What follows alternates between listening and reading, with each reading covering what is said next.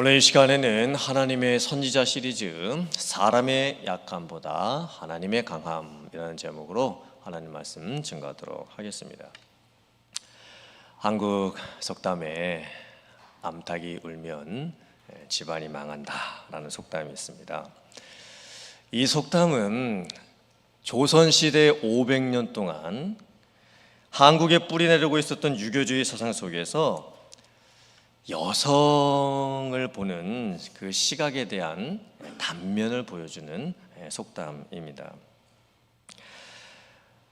한국 초창기 근현대사가 될 때까지도 사실 여성분들의 인권과 역할과 능력이 대단히 천시가 되었습니다.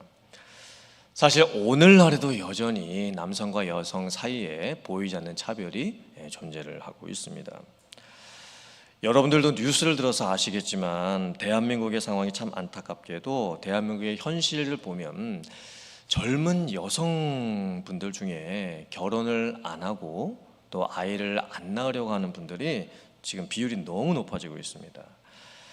왜냐하면 여전히 지금 한국 그 사회 구조 안에서는 아이를 낳고 키우는 것은 여자의 몫이다 라고 하는 독박 육아라는 이런 개념이 너무나 많은 것이 사실이고, 여성분들이 아이를 낳고 키우는 동안에 사회 경력에 단절돼서 본인이 쌓았던 학업과 경력과 능력이 없어져 버리는 상실감이 너무나 크기 때문입니다.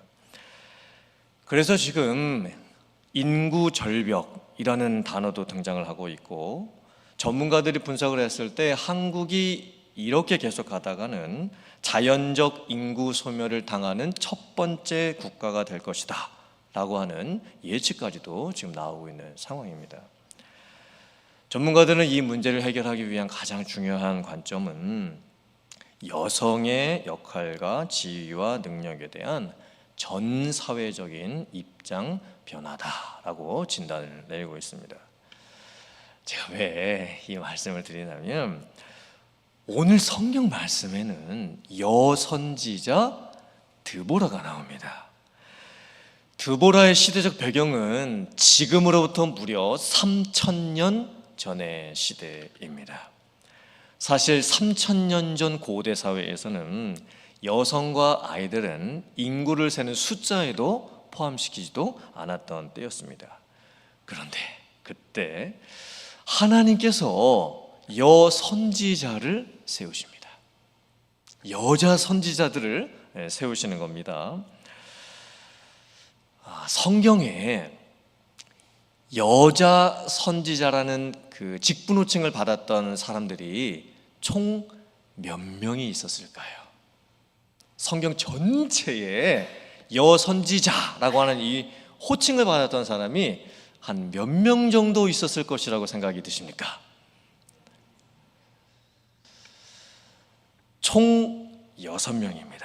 구약 성경에 5명이고 신약 성경에 1명인데, 구약 성경에는 미리암, 드보라, 훌다, 그리고 이사야의 아내, 이 히브리어 원문에는 정확하게 아내가 여선지자라고 되어 있습니다.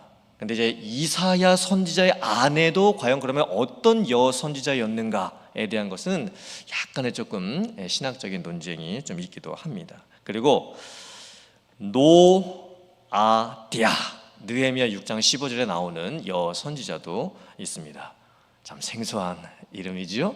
그리고 신약 성경에 오면 예수님의 탄생을 지켜보면서 중요한 예언을 했던 84세 과부 안나 선지자가 있습니다. 이렇게 총 6명입니다. 그리고 나서 신약 성경에 초대교회 7 집사님 중에 한 분이셨던 빌립 집사님에게 4명의 딸이 있었는데 그 딸들이 모두 예언하는 자다라고 기록이 되어 있습니다. 아마 그렇다면 빌립 집사님의 4명의 딸도 여선지자의 역할을 했던 것이라고 추측을 해볼 수 있겠지만, 정확하게 여선지자라고 하는 호칭은 나오지가 않았습니다. 특별히 이 6명의 여선지자 중에서 미리암과 드보라는 참 살펴볼 내용이 많이 있습니다. 구약 성경에 처음으로 여선지자로 소개되고 있는 미리암이 누구죠? 맞습니다. 모세의 누이입니다. 모세도 선지자였었는데 모세의 누이였던 미리암도 여선지자 역할을 했습니다. 특별히 미리암은 여선지자로서 다른 여성들과 함께 하나님을 찬양하는데 귀하게 쓰임을 받았습니다. 미리암이 하나님을 찬양했던 그 내용들을 살펴보면 그 가사의 내용들이 참으로 깊고 풍성합니다. 와, 정말 어떻게 이런 단어와 이런 문장을 가지고 하나님을 찬양할 수 있었을까라고 느껴질 정도로 아주 그 찬양의 가사와 내용이 참 깊고 풍성합니다. 미리암이 여선지자가 돼서 특별히 전쟁에서 이기고 난 후에 하나님을 찬양하죠. 그러면 미리암을 뒤따르는 많은 여성들이 이제 소고를 치고 이제 춤을 추면서 뒤따르면서 찬양을 같이 하게 됩니다. 오늘날에도 교회를 보면 이제 신앙의 영역에서 교회 섬김 가운데에 특별히 여성분들께서 찬양 사역에 많이 헌신하고 계신 것을 보게 됩니다. 오늘날 당연히 여선지자라고 하는 직분과 호칭은 없지요.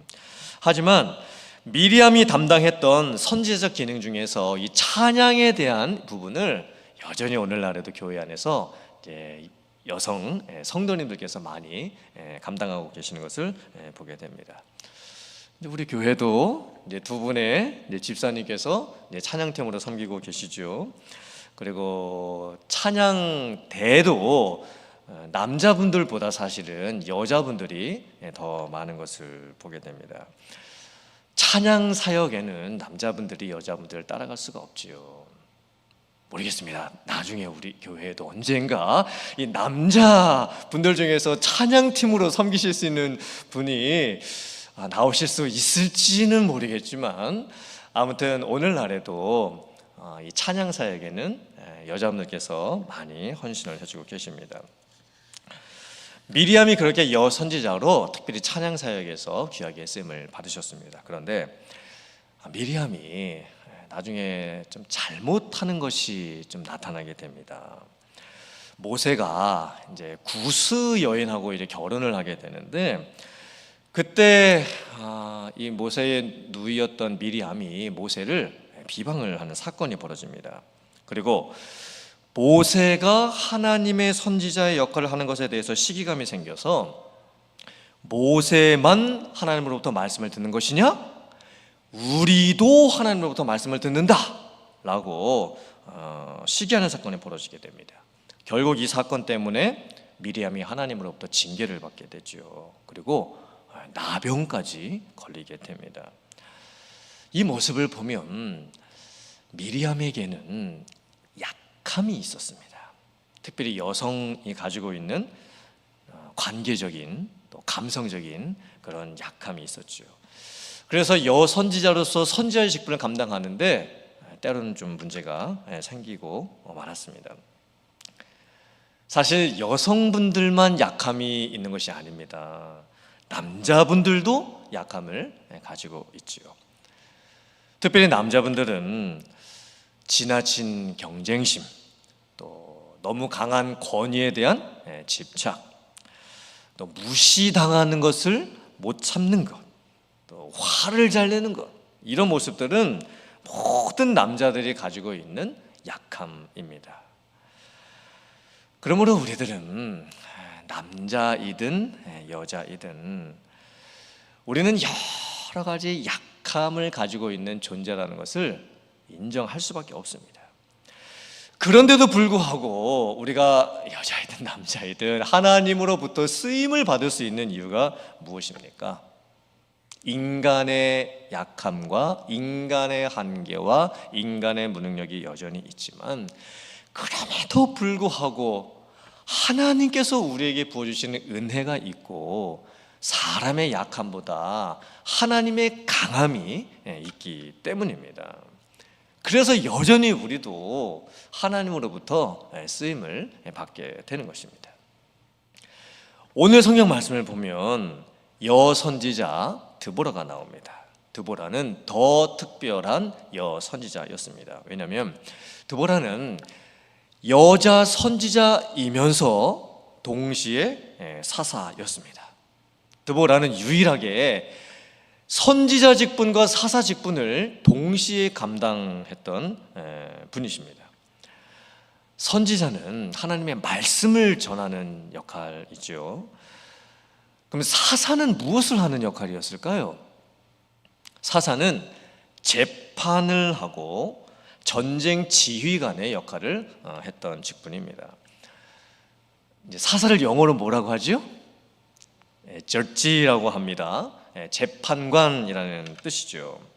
사사는 히브리어로 샤파트라고도 하는데 그 뜻이 뭐냐면 판결을 선고하다, 그리고 다스리다, 이런 뜻을 가지고 있습니다. 사사는 이스라엘이 가나안을 정복한 가나안 정복 시대 이후로부터 사무엘로부터 이제 왕들이 세워지는 그 왕정 시대가 될 때까지 무려 한 300년이나 넘게 이스라엘 나라 안에서 군사, 정치, 사법의 지도자로 쓰임을 받았던 직분이었습니다. 오늘 성경 말씀 이제 5절을 보면 하나님의 백성들이 여선지자이면서 동시에 사사였던 드보라에게 나와서 재판을 받았다라는 표현이 나오고 있습니다. 이 모습이 참 특별하고도 놀라운 모습입니다. 하나님의 백성들이 어떤 인생의 문제들, 사람들 사이에 생기는 문제들, 가정에 생기는 문제들, 혹은 사회에서 생기는 이런 여러 가지 문제들을 가지고서 지금 드보라를 찾아와서 드보라 앞에서 그 문제를 내놓고 드보라의 판결을 기다리고 있습니다. 드보라가 얼마나 지혜가 있었겠습니까? 드보라가 이 사람들 사이에서 생기는 그 시시비비의 문제들을 얼마나 잘 들어주고 또 얼마나 명쾌하게 판단을 해 주었겠습니까? 특별히 고대 사회에서는요, 사실 여성분들의 지위가 가정에서조차도 인정을 받지 못하는 그런 사회였습니다. 그런데 지금 드보라의 모습을 보면 이 드보라는 사사로서 가정 문제 재판, 사회 문제 재판, 심지어 나라 문제의 재판까지도 지금 다루고 있는 그런 특별한 사명을 감당을 하고 있습니다. 어떻게 이것이 가능했을까요? 이것은 드보라가 가지고 있었던 어떤 한 여성으로서의 개인적인 특별함 때문이 아니었습니다. 드보라가 가지고 있었던 여성 정치력 혹은 여성 리더십 이런 것 때문도 아니었습니다. 오늘 성경 말씀을 보면 이 드보라가 성경에 제일 처음 소개될 때 어떻게 소개가 되고 있을까요? 랍비돗의 아내 여선지자 드보라, 이렇게 소개가 되고 있습니다. 즉, 이 드보라의 제1차적인 가장 처음 모습은요, 그냥 누군가의 평범한 아내, 랍비돗의 아내, 이렇게 지금 소개가 되고 있는 것입니다. 오늘날로 하면 가정주부 누구, 이렇게 지금 소개가 되고 있는 것이죠. 사실 이 드보라의 모습을 보면요, 그냥 한 가정 안에서 어떤 한 남편의 아내 정도 되는 그런 역할이었습니다. 여전히 여성으로서의 한계와 부족함, 또 약함도 가지고 있었던 것이었죠. 특별히 이 드보라가 어떤 약점을 가지고 있었냐면, 전쟁이 벌어질 때 이 전쟁 지휘관의 역할을 하는 부분이었습니다. 사사기 4장 말씀의 이 뒷부분을 보면 이스라엘과 가나안 왕 야빈과 전쟁이 일어나게 됩니다. 가나안 왕 야빈은 그 당시에 철병거 900대를 가지고 있었습니다. 막강한 군사력을 가지고 있었습니다. 또 가나안 왕 야빈이 무려 20년 동안 이스라엘 백성들을 괴롭히고 있었습니다. 그때 하나님의 백성들이 이제 부르짖게 되죠. 하나님께 삭발 이 상황 가운데서 이 가나안 왕 야빈의 압제 속에서 우리들을 건져내 달라고 하나님께 부르짖습니다. 그때 하나님께서 드보라를 이제 사사로 세우시는 겁니다. 그럼 이제 드보라가 전쟁 지휘관이 돼서 전쟁을 해야 되는 상황입니다.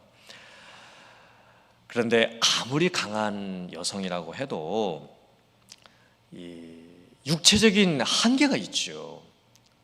아무래도 남성보다는 여성으로서 육체적인 한계가 아마 뚜렷했을 겁니다. 그때 드보라가 어떻게 할까요? 자기 대신에 바락이라고 하는 사람을 군대 장관으로 삼습니다. 그리고 바락에게 명령을 내려서 하나님의 백성들 데리고 가서 가나안 왕 야빈과 싸워라, 이렇게 명령을 내리게 됩니다. 사실 보통 남자 사사들은 직접 전쟁 지휘관이 되어서 전쟁을 이끌었습니다. 심지어 삼손 같은 경우는요, 군대도 없이 자기 혼자서 전쟁을 치릅니다. 이 삼손의 같은 모습을 보면요, 강함, 힘, 용맹함, 이게 삼손의 모습이었죠. 그런데 이 드보라의 모습을 보면요, 전혀 삼손과 같은 그런 모습이 없습니다. 드보라는 절대로 삼손처럼 될 수도 없습니다. 연약한 여성의 모습을 그냥 그대로 가지고 있습니다. 그런 드보라가 어떻게 사사로서 이 전쟁 지휘관의 역할을 감당을 할 수가 있었을까요? 그것은 하나님께서 드보라에게 주셨던 영적 권위 때문이었습니다. 하나님의 백성들조차도 인정할 수밖에 없는 영적 권위를 하나님께서 드보라에게 주셨던 겁니다. 드보라가 바락에게 이제 바락을 전쟁 군대 장관으로 삼고 나가서 전쟁을 싸워라! 라고 이렇게 명령을 내렸을 때 그 바락이 뭐라고 대답을 했는지 아십니까? 만일 당신이 나와 함께 가면 내가 가려니와 만일 당신이 나와 함께 가지 아니하면 나도 가지 아니하겠노라 하니, 이렇게 대답을 했습니다. 즉, 이 남자로서 군대 장관으로 임명을 받은 바락이 자기 혼자는 못 가겠다는 거예요. 이 여선지자 사사로서 임명받은 드보라가 자기랑 같이 안 가주면 자기는 전쟁에 못 가겠다는 겁니다. 여러분, 이 모습을 보면 참 이게 좀 웃음이 나오기도 하고, 아니 도대체 드보라가 어떤 영적인 권위를 가지고 있었기에 군대 장관이 이렇게까지 순종을 할 수 있는가, 좀 의아한 그런 모습이 들기도 합니다. 이 모습을 보면 드보라가 직접 전쟁을 이끌지는 않았지만 하나님이 드보라에게 주셨던 영적 권위와 능력과 리더십이 얼마나 대단했었는지를 저희가 판단해 볼 수가 있습니다. 드보라는요, 참 약함이 많았습니다. 여인이었습니다. 그런데 하나님께서 그 한계를 극복할 수 있는 더 큰 것을 허락해 주십니다. 드보라가 이 바락하고 같이 이제 전장에 나가서 전장에서 이기고 나서 하나님께 감사의 찬양을 하는 그 부분이 나옵니다. 이제 사사기 5장에 나오는데 아주 길게 나와 있습니다. 그 내용 하나하나를 살펴보면 드보라 역시 이 미리암처럼 얼마나 깊고 풍성한 단어와 문장들을 사용하면서 하나님을 찬양하는지 모릅니다. 그리고 그 중에 이 드보라의 신앙이 어떤지를 볼 수 있는 아주 중요한 표현을 찾을 수가 있습니다. 사사기 5장 7절과 5장 9절의 말씀을 화면 보시고 같이 봉독해 보겠습니다. 시작.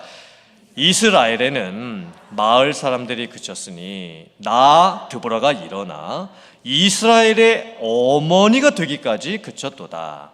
내 마음이 이스라엘의 방백을 사모함은 그들이 백성 중에서 즐거이 헌신하였음이니 여호와를 찬송하라. 아멘.